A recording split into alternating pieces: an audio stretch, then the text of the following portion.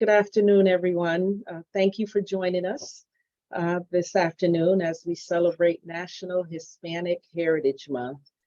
Please stay present on video if possible.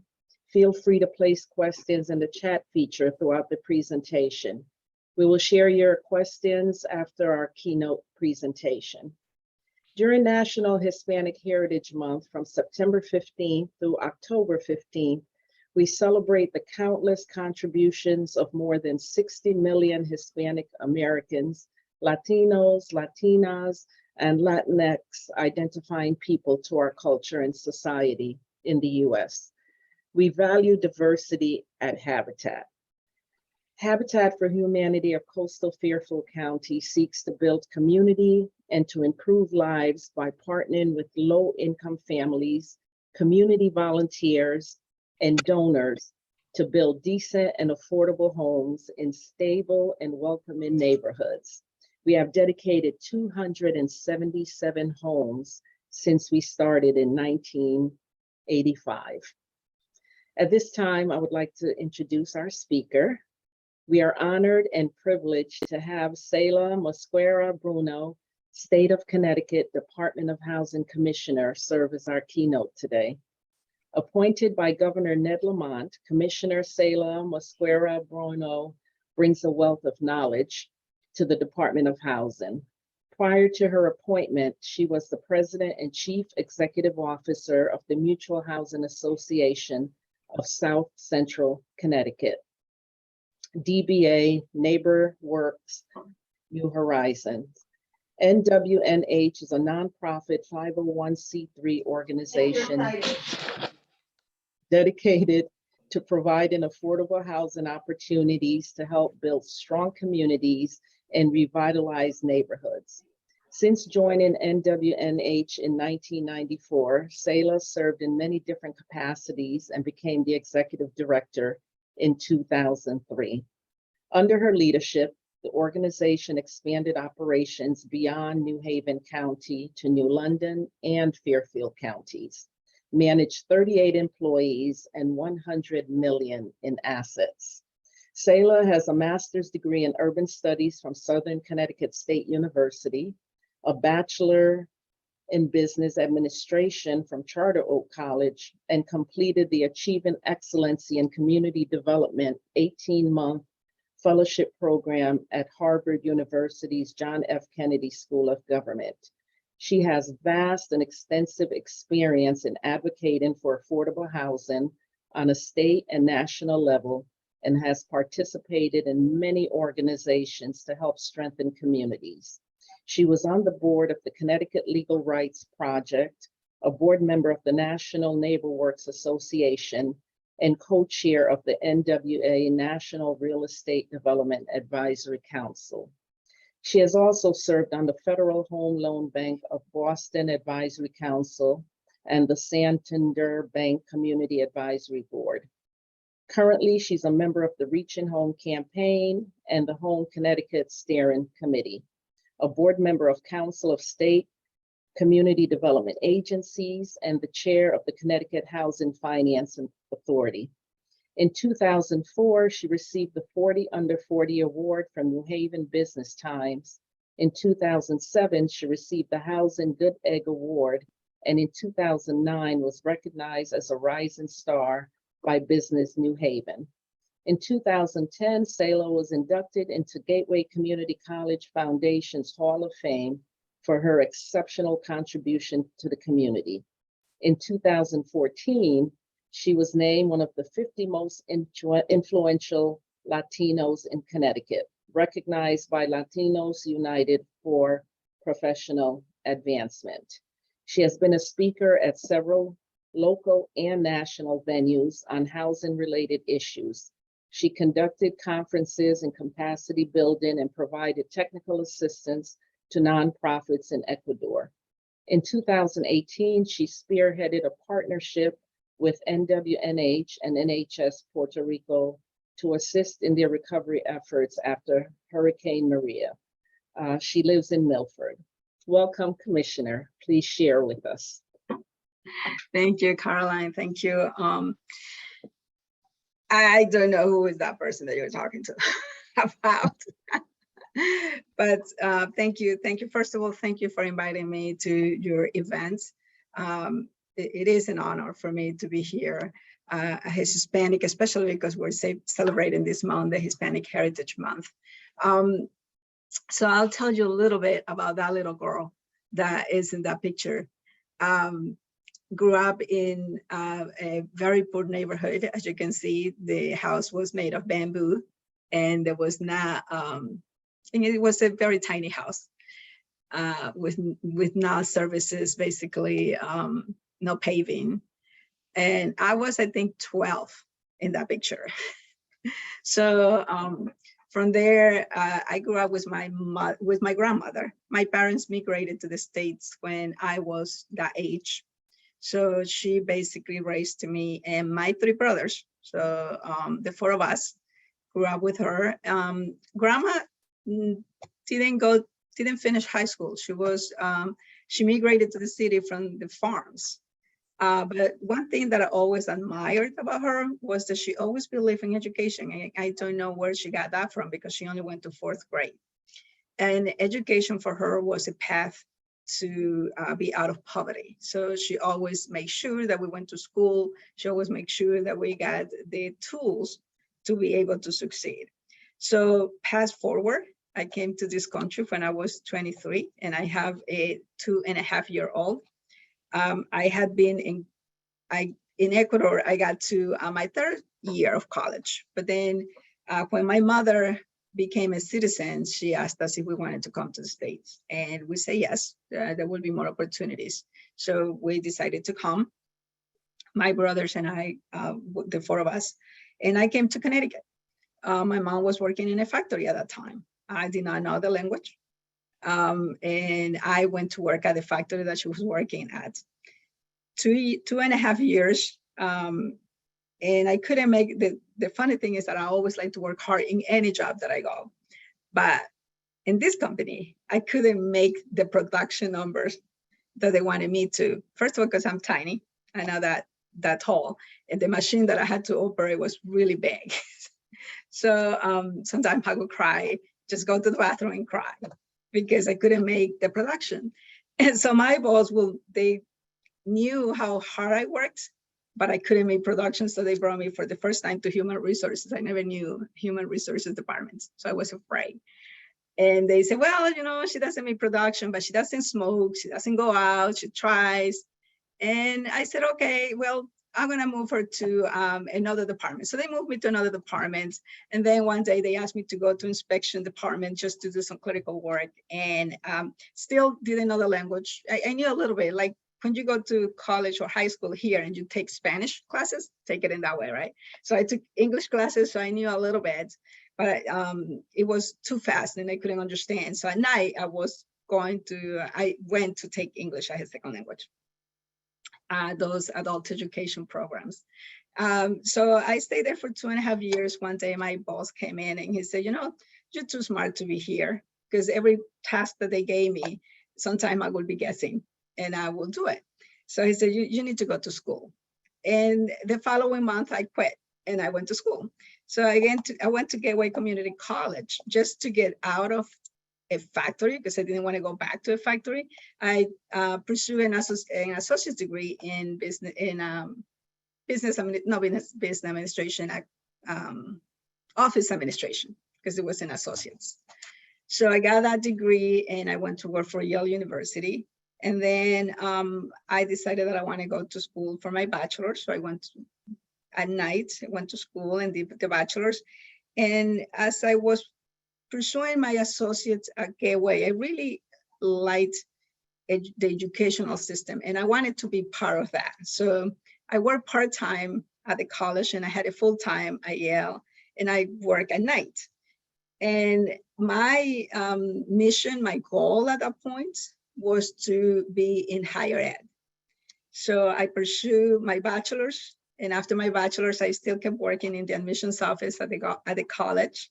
And my friends said, like, well, you got to have a master's. You wouldn't be able to be an administrator. You have to have a master's. So I went for my master's just because I wanted to go to the college. Didn't pay off. I finished my master's, didn't have a job. So I was trying to keep going to the college, but I needed to have a full-time job because of my daughter. So I got a job with NeighborWorks, New Horizons Mutual Housing. And at the beginning it was an internship, and then it became a job. And I stayed there, and I learned to love the work that the organization was doing. A small organization, was like 4 people. But I was able to combine education. I was able to combine the love for math, doing developments. I learned how to do that. And not that I learned that in school, but because I always wanted to learn, and not because I got more money, because I was doing extra work, it was because it needed to be done. And for me, that was an opportunity to learn. So I stayed at the job as an organizer, and then I became a developer because I like to interact with people, and I did a lot of organizing in different towns. And after being an organizer, I became a developer, and then I became a director of property management. I became director of real estate developments. I became a deputy director a couple of years later. And at the end, I became the CEO. And that was, so I was there for about 22 years.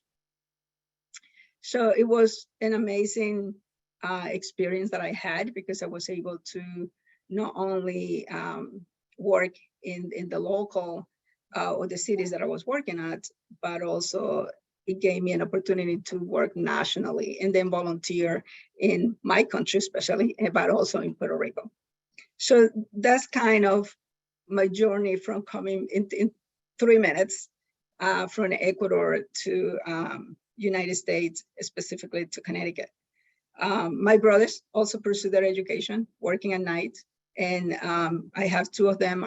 One is a mechanical engineer, one is a electrical engineer, and the other one is a chef. So I think that what grandma instilled in us was work ethic, anything that we had to work on, to put passion and to do it well. And also to make sure that she always reminded us that we need to be humble for whatever we do, and be able to do it with our heart. So my grandma is 100 years old. Her birthday was in April, so we went and celebrated with her. So who I am right now became from this woman, amazing woman, that always believed that education was the path out of poverty. So now, as a commissioner, 3.5 years ago, I was asked to be part of the governor's administration. And at the beginning, I never wanted to be a commissioner because I don't like politics. I like to do the work, and I like to be able to do as much as we can with the resources that we have. As a nonprofit, you all know that everybody struggles in trying to do the work, and you always have more work than resources. But then thinking about it, I thought that this was an opportunity actually to impact the work that we have been doing in a bigger way. And I'm so grateful that Governor Lamont gave me this opportunity, because I have been able to really make a difference working with many of the organizations, not only on the development side, but also on the service piece, because we have in the department, we have 3 areas that I did not know, because as a developer, I came here to do developments. But I have a big responsibility with the homeless and service providers that we provide funding to. And then we have the development piece, and we have the technical assistance and research and data that we have to collect. So for the past 3 years, we have been able to do a lot. We did, I mean, besides the pandemic, that we also had to create systems and programs that didn't exist, like the United CT was $400 million. My home CT, which is to prevent foreclosures, with $123 million. Those emergency programs that we have to stand up and make sure that we provided the resources to those people that need it. Moving people to hotels. We did about 1,800 people, moved them from shelters to hotel when we decompressed the shelters. And then on the affordable housing piece, the development side, we did technical assistance to towns. We provided almost $1.8 million in technical assistance to the towns so that they can create that affordable housing plan. So we did that 2 years ago with the Regional Plan Association, and we wanted to be proactive before they needed to submit those plans to the state. We wanted to give them resources and technical assistance because we provided a toolkit that they used to do those plans. And then on the production side, we completed 6,897 units. That was about $307 million from the state funding that we use. And then in our pipeline right now, projects that are moving in different stages, we have 7,413 units. That's another $329 million on state financing. So overall, since 2019, we have used about $637 million of state and federal resources. And that really have generated over $3.3 billion in housing activities. So when my staff gave me these numbers because we have been running, and then we had to compile reports, I was amazed at the work that we have done. And not only the Department of Housing, but in collaboration with Connecticut Housing Finance Authority. So that together we have aligned our resources to make sure that we provide what is needed in the state, from shelters and to housing, rental housing, and homeownership. The new program that we started in June, it's called Time to Own, which is the down payment assistance up to $50,000 for individuals that want to be homeowners. And it's a pretty easy program. Time to Own is a forgivable loan, a 10-year down payment assistance loan that is being forgiven a tenth every year. And at the end of the 10th year, that's equity that is built into that family. So we wanted to make sure that we have something that is that provides the opportunity for people that cannot afford a down payment assistance, that is paying all the money in rents, to be able to access a home and build equity. We have a couple of other projects that we're working on, but I think those are the main production programs that we have right now. And what we would like to do for the other thing that we did was we changed the process of applications. We don't do rounds. We do a development engagement process where twice a year, developers or wants to come in, talk to us, submit their concept plan. They don't have to go to hire a consultant. They don't have to spend hundreds of thousands of dollars to come in the door, but they had the opportunity to talk to us. This year, I think we just opened it up yesterday, and everybody has an opportunity if it's rental housing or if it's homeownership. And one thing that I would like to continue on is our conversation with the Habitat for Humanity organizations to see if we can do more and help you guys out in the development of more homeownership. Because I believe in both. I mean, sometimes we do need to be renters, but sometimes we also are at that point that perhaps if we own, the mortgage is less than a rent, the way that the rents are these days. So I think I'm going to stop there. And if you have any questions, I would be happy to answer those. Okay, I do see a question from Dawn Randall, and her question is, are the units throughout the state? Yes. Small towns and big cities. Okay. Other questions? And at this point, actually, you can just ask your questions verbally.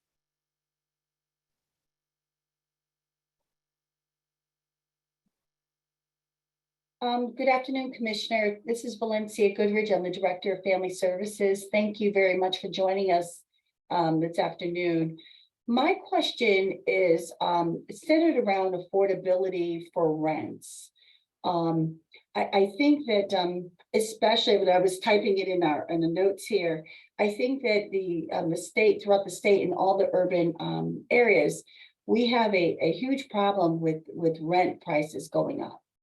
Is there anything that you're working on in order to control the increase in rents?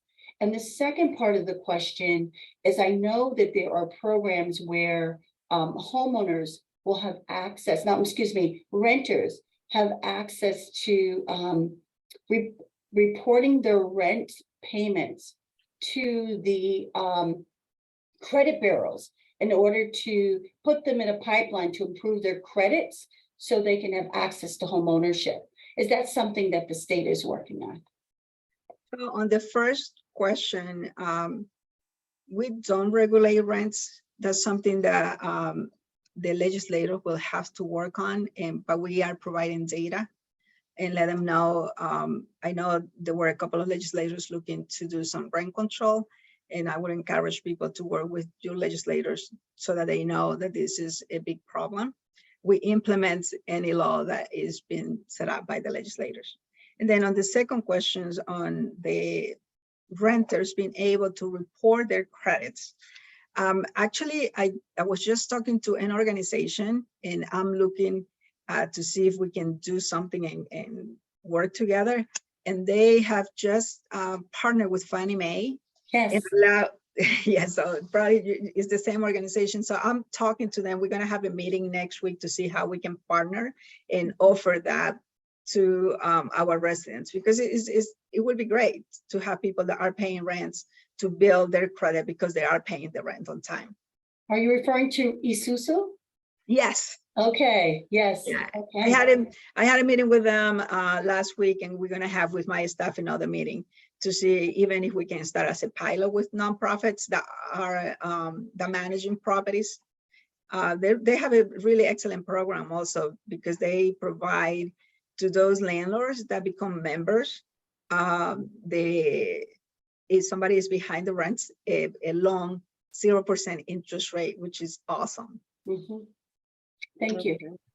Thank you so much. I see Dr. Smith from our board. He has his hand up. Dr. Smith. Thank you, Carolyn. Commissioner, thank you for your presentation, and the backstory is very riveting and very inspirational. So I commend you on that. So I am Dr. Dwayne Smith, the CEO of Housatonic Community College here in Bridgeport, Connecticut. And we are experiencing a high level of housing insecurity. And so if you think about the entire system, meaning the community college in the system and the entire state, we comprise of maybe almost 40,000 individuals. And as higher education become accessible to all types of individuals, that means low wealth individuals, you're going to have that. So my question really is, what is the institutional response to this, this pervasive problem of housing insecurity, particularly those who are trying to transform their lives through education? And we do understand that if you have food insecurity, housing insecurity, it makes it very difficult to move forward. And so that's my question. And then also shout out to you for being a Housatonic alum. The Gateway College. Oh, I thought you said Housatonic. Well, no, Gateway. Well, but now it's one system, right? Yeah, well, I thought I heard Housatonic. Maybe I'm just really. But no, the community college play a big role, because at that time that I came in as a foreigner, I felt like it was a small institution that really cared for the students, and the colleges play that role, because you're not a huge university where you got lost, and the counselors that these colleges provide and the care to the students is pretty big, and it is meaningful to the students. And I have to say that because I was in that system. So the Department of Housing, we actually just engaged with the system, with the community colleges, to provide subsidy for the students that have housing insecurity. meaning that and we started with Capital in Hartford, Yeah. that we provide the subsidy for a year, up to a year and a half for those students so that they can continue with school. And then the college will provide that service, if you will, is the self follow-up. A counselor can help the students to make sure that they are continuing on in school. And all the colleges are going to participate in that same program.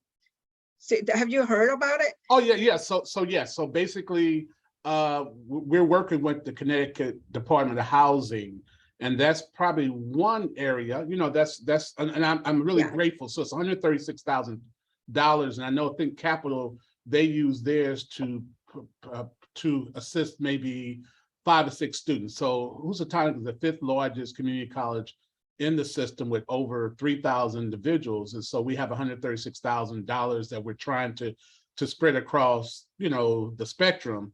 And so I'm really appreciative of that, right? But I guess my thought is that that money is really a drop in the bucket.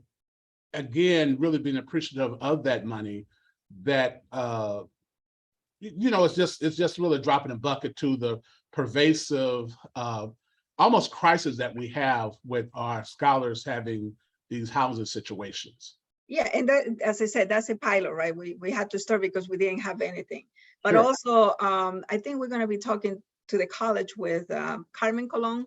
Yeah, right, yes. Yeah, because we're providing, so we're providing resources for, she's doing some units for youth, which Sure. actually can come from the community college. So there are different ways that we can work.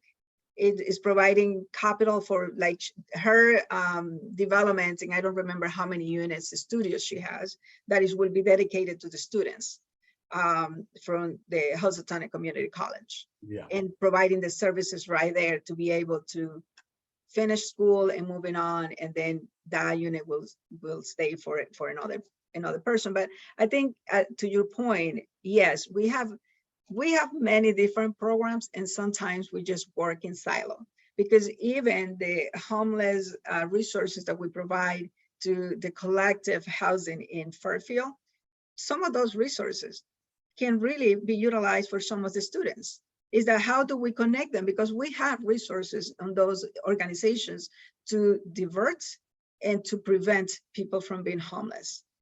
But sometimes we just get in a bucket that is just for the people that are calling 211 and they are homeless. But what can we move the needle and say, we're going to prevent homelessness? And you have students that can be referred, and we're going to have that conversation, because we should change that can be referred and they can be prevented them from being homeless. We can do that. Yes. Thank you, Commissioner, for that information. I appreciate it. Oh, thank you for your comments. Okay. Bridget Franklin, I know you had asked the question in the chat, but please feel free to just ask your question directly for everyone. Hi, so my question in the chat was, what is the minimum income for a Habitat for Humanity house? Valencia Goodridge, do you mind responding to that? The minimum income for applicants for Habitat home ownership?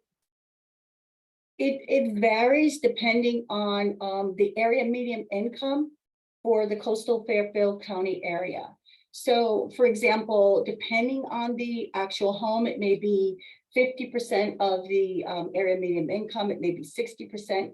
It really varies.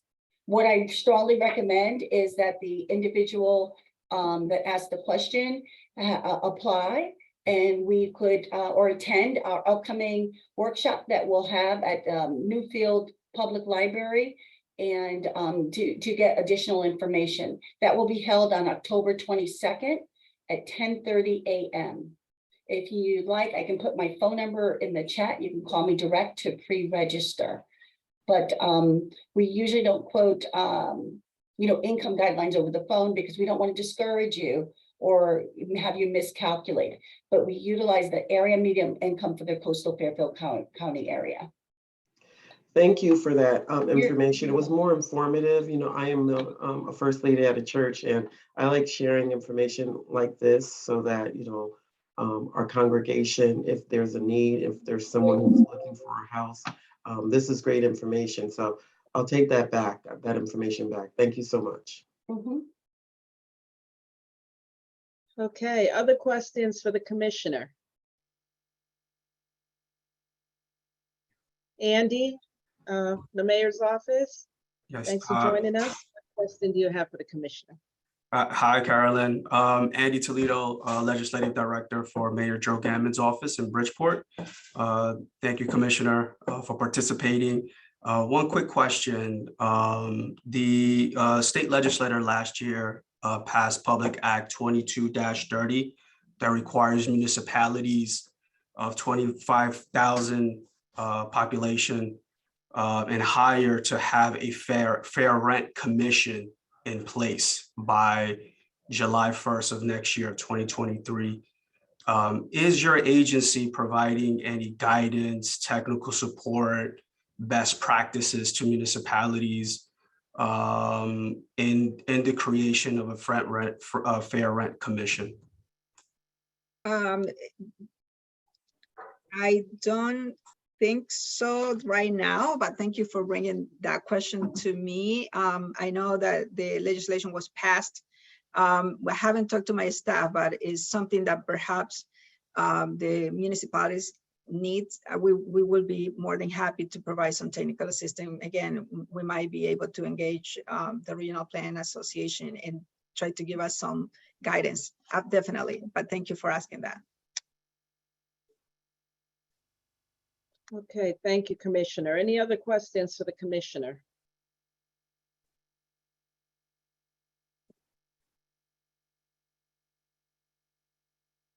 Okay, before we close out, Dr. Smith, are you available? Yes, I am. Okay, so I know you said some kind words already on behalf of Housatonic, but in the absence of our board chair, George Keith, would you mind saying a few words on behalf of Habitat's board? Oh, sure. So, Commissioner, on behalf of Habitat for Humanity's board, we want to thank you for being here. Again, sharing your inspirational journey. You're a testament of what can happen when you have faith and you have a belief that things will get better. So everyone needs to hear that story, but also your work as commissioner is very instructive and so critical as we deal with the issues of our community. The second part, I want to thank all those who are here, a variety and diversity of individuals that are here that's taken time to, during the lunch hour, to hear our Hispanic Heritage Month speaker. And so our goal is to have many more different types of speakers and activities to celebrate what we are about as a country. So thank you so very much. And I'm going to turn it back over to our President, Carolyn. Thank you so much, Dr. Smith. Any other questions before we close out? Okay, so I just want to thank you, Commissioner, for taking the time and all of you actually for celebrating National Hispanic Heritage Month with us. We appreciate the work that you do, Commissioner. It certainly helps us here at Habitat for the work that we do, providing affordable housing for low-income working families.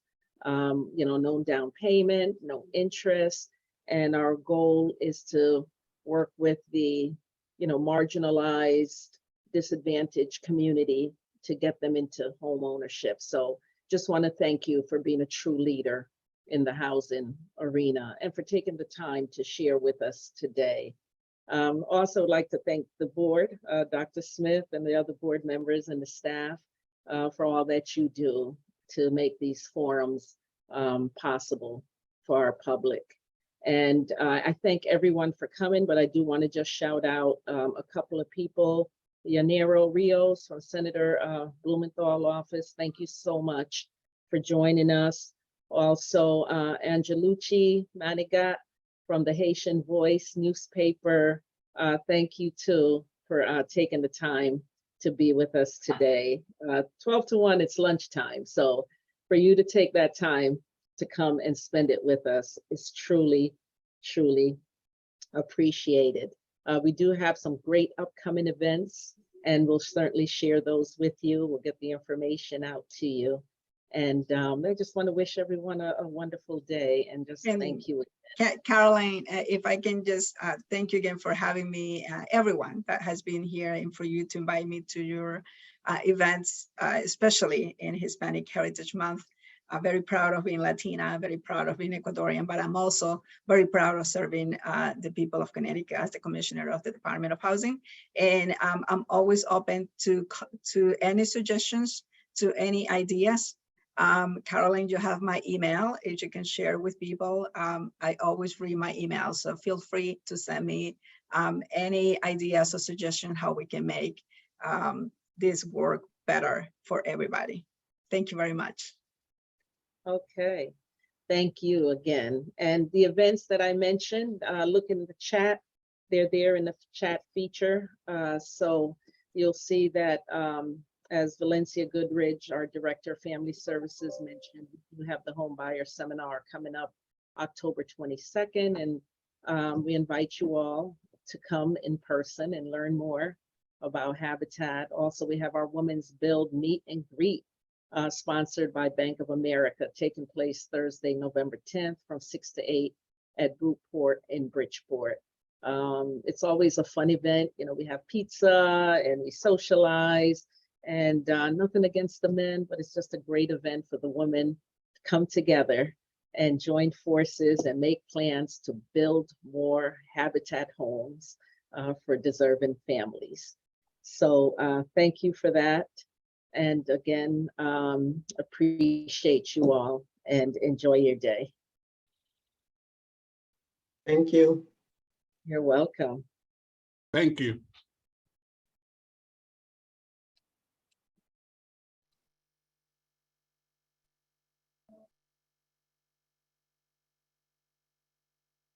Hi, Robin.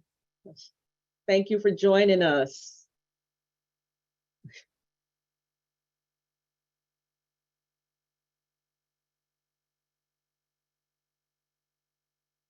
Thank you for having me.